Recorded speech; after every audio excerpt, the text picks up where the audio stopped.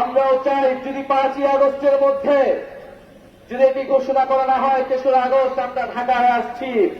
ঢাকায় আমরা কিন্তু জুলাই সনদ ঘোষণাপত্র আদায় না করে ঢাকার শহীদ মিনার আমরা ছাড়ব না। জুলাই সনদে আমরা বলেছি যেই কারণে একটি স্বৈরাচারী রাষ্ট্র ব্যবস্থা তৈরি হলো সেই রাষ্ট্রের সংস্কার করতে হবে, গণতন্ত্র প্রতিষ্ঠা করতে হবে, এক ব্যক্তি কেন্দ্রিক রাষ্ট্র রাখা যাবে না। একটা রাষ্ট্রে শুধু প্রধানমন্ত্রীর কাছেই ক্ষমতা, সেই রাষ্ট্র আমরা পরিবর্তন চাই। এই জন্য আমরা বলেছি উচ্চকক্ষ লাগবে এবং এই উচ্চকক্ষ অবশ্যই পিআর পদ্ধতিতেই হতে হবে।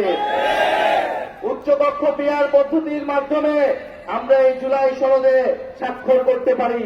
যদি মৌলিক সংস্কার না হয়, যদি রাষ্ট্রের গুণগত পরিবর্তন এই জুলাই সনদের মাধ্যমে না নিশ্চিত করা সম্ভব না হয়, তাহলে এই জুলাই সনদে জাতীয় নাগরিক পার্টি সমর্থন দিবে না।